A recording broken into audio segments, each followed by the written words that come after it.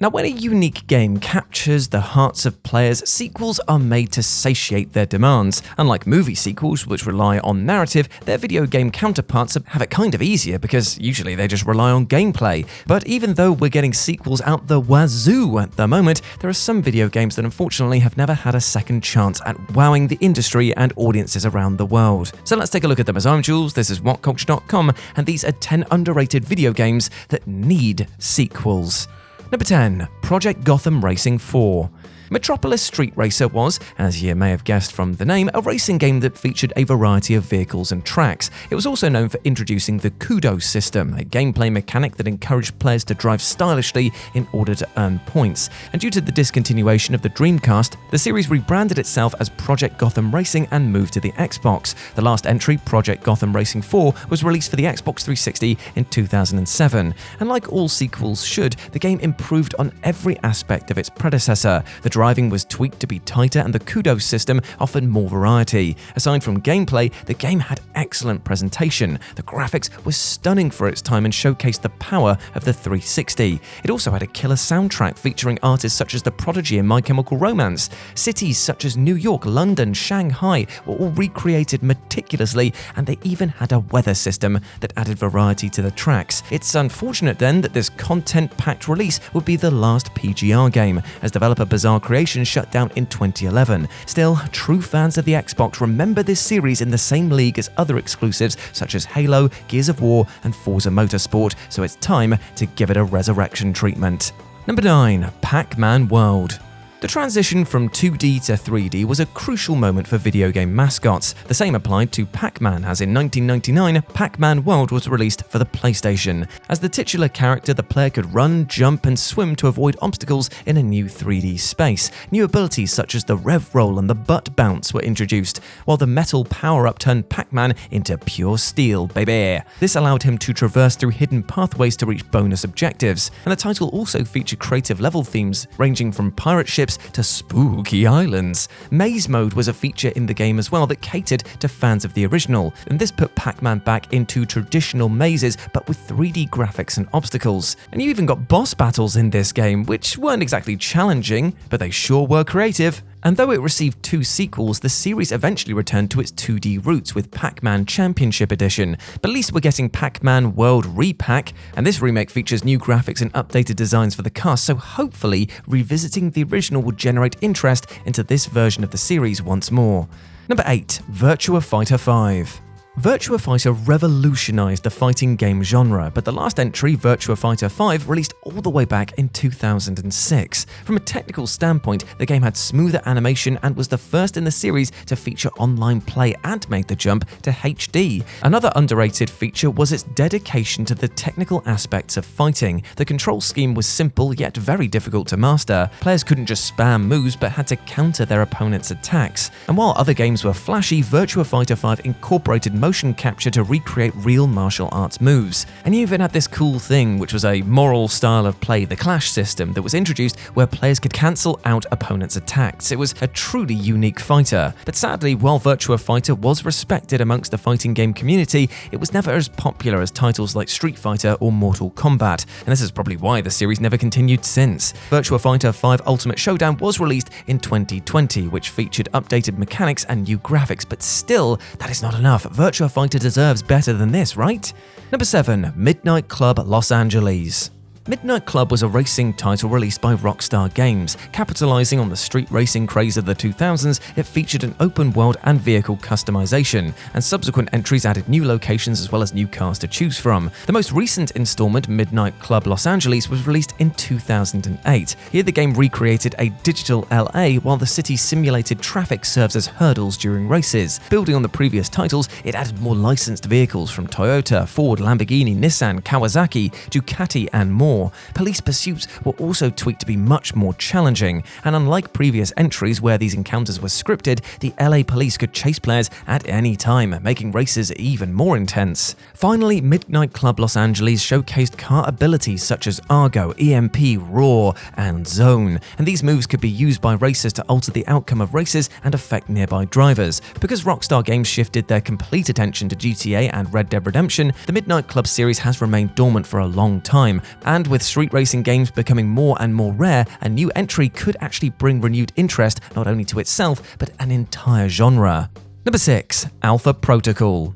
Obsidian Entertainment are no strangers to RPGs, with the likes of Fallout New Vegas under their belts. But one of the company's lesser-known games, however, is Alpha Protocol, an espionage RPG. The game puts players in the shoes of Michael Thornton and offered tons of player freedom. A violent Michael could muscle their way through levels, while crafty Michaels could employ stealth. Though these combat mechanics were sometimes clunky, they did encourage players to experiment. And there was also a dialogue system based on 3 personalities which were modeled after Jason Bourne, Jack Bauer, and James Bond, named Professional, Aggressive, and Suave. And these options changed how NPCs reacted to your character. And like most Obsidian games, Alpha Protocol's flaws were outweighed by its massive positives. Still, despite being riddled by bugs and having lackluster graphics, the story was strong enough and led to branching paths. An example of this is when Thornton has to infiltrate a building full of innocent guards, and while killing them is the easy route, it could also damage a relationship with your allies. Factors like this led to multiple endings, which again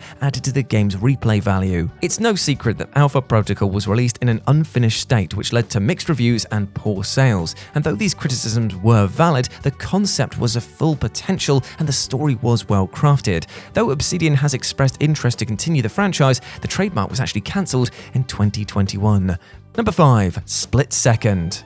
Developed by Black Rock Studios, Split Second was released in 2010. Here, this racing game put players into a fictional reality TV show, and it featured different events as well as an impressive roster of vehicles. But what set it apart from other titles, however, was the inclusion of power plays. By performing stylish driving, the power play meter was filled. The meter featured 3 levels. Levels 1 and 2 triggered explosions and shockwaves that could damage nearby cars, but a level 3 power play, well, that caused plane crashes, dam explosions, and much more.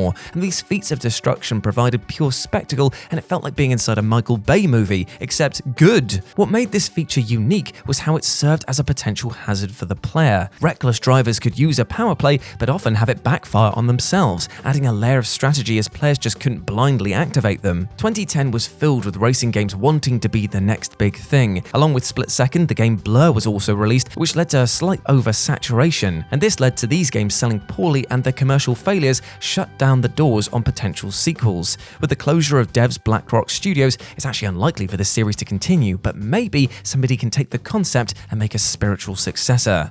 Number 4. Fight Night Champion. From basketball, baseball, football, golf, and more, EA has covered every single sport imaginable, and one of their most beloved franchises was the Fight Night series. This game featured real-life playable boxers to choose from, which led to dream matches such as Muhammad Ali versus Mike Tyson. But Fight Night Champion was the last game in the series, and it had a much darker tone compared to its predecessors, because here the sequel aimed to show the brutality of the sport, and this was executed through realistic graphics as well as a detailed damage system. Boxers could have their eyes cut and bleed profusely or look mangled by the end of things. The title also featured the full spectrum punch control system. By flicking the right analog stick, you'd execute a punch while moving it in a half circle led to an uppercut instead, and this control scheme made the game intuitive as well as accessible for new players. But the highlight, hands down, however, was Champion Mode. This put players in the gloves of Andre Bishop in his rise and fall from grace. It features great voice acting and made players feel like they were the star of their very own sports movie. This addition was unique to Fight Night Champion, as most sports titles didn't feature a story-based campaign at the time. That would actually come much later with EA's other titles. But despite good reviews, there hasn't been a new entry in the franchise for years, and this is possibly due to expensive licensing for the boxers' likenesses. But with current generation hardware, a potential sequel could further push the boundaries of realism and honor the sport, so let's give it another chance. Number 3. Sonic Adventure 2. 1998 Sonic Adventure impressed critics with its graphics and multiple player characters. 3 years later, a sequel was released and served as the swan song for the Sega Dreamcast. Sonic Adventure 2 featured speed, mechs, and exploration stages. It had 2 campaigns to choose from, namely the Hero and Dark stories. The former included Sonic, Tails, and Knuckles, while the latter had Dr. Robotnik and introduced Shadow the Hedgehog and Rouge the Bat. Improving everything about Sonic Adventure, it kept the best gameplay styles whilst ditching the ones that didn't work, like the atmosphere. Big the Cat fishing levels. The hub world was also abandoned, and because of this, Adventure 2 was a non-stop roller coaster. The game perfectly translated Sonic's gameplay into the 3D plane whilst introducing new mechanics such as rail grinding. Even though the title was a massive success, the transition to third-party consoles led to a change in the series' direction. And this was done through the release of 2003 Sonic Heroes, which abandoned the adventure gameplay. Despite this, the legacy of Sonic Adventure 2 cannot be understated. For fans of the series, it would be the last time that Sonic was truly on top. The first level, entitled City Escape, featured the hedgehog being chased by the government through the streets of San Francisco, and has since become an iconic moment in the franchise, which many are saying has to be bettered if Sonic's ever going to be good again. Number 2, BULLETSTORM. In the early 2010s, the success of Call of Duty led to an oversaturation of first-person shooters. In the sea of countless copycats and competitors, one FPS stood out amongst the rest, and that game was BULLETSTORM, and it released in 2011. While other games focused on the realism of war, BULLETSTORM featured stylized violence. The game's selling point was its skill shot system, whereby performing creative kills rewarded players with upgrades and weapons. These executions included kicking enemies into spiked plants and ejecting bad guys off of ships, and then whipping them back only to punch them right in the face. And there was also a really unusual collection of weapons on show here. An electronic leash which players could use to pull enemies closer in order to perform short-ranged kills, and a rifle that allowed you to shoot drills into people. Overall, the title's addictive gameplay loop gave players the freedom to kill enemies in whatever way they wanted. And though it was a commercial failure, the game gained a fan following which led to a recent remaster, titled BULLETSTORM Full Clip Edition, which featured updated visuals and was released for the current generation of consoles. This time around, however, the game sold much better and proved that the IP has a solid following, so here's hoping for a sequel. And number 1, Alien Isolation. The Alien franchise is no stranger to video game adaptations. Though most games emulate 1986's Aliens, this entry was inspired by the 1979 original. Titled Alien Isolation, this was a survival horror game which pit Amanda Ripley against the Xenomorph. And the star of the game was the titular character, the Xenomorph, because here the alien was programmed with very sophisticated AI that could analyze patterns and learn from its mistakes. Unlike other video game villains such as Nemesis or Mr. X, the Xenomorph felt like a living being and could even trick players, making for a hugely enjoyable but intense horror experience. And an added difficulty spike was that this beast couldn't be killed in gameplay. Because of this, players were encouraged to avoid encounters or suffer rather painful deaths. Aside from the alien, the game also featured enemies such as the working Joe androids, which were terrifying in their own right. Alien Isolation was praised for its devotion to the source material by emulating the mood and tone of the first film. Amanda's inclusion added a personal connection to the movies, as the character was only briefly mentioned in Aliens. The game even had DLC which featured most of the cast of Alien, including Sigourney Weaver. And weirdly enough, Isolation came at a time when the series desperately needed a hit, and it delivered. But still, Alien Isolation 2 is unfortunately nowhere on the horizon. Let's see if we can change that, right? And there we go, my friends. Those were 10 underrated video games that need sequels. I hope that you enjoyed that, and please let me know what you thought about it down in the comment section below.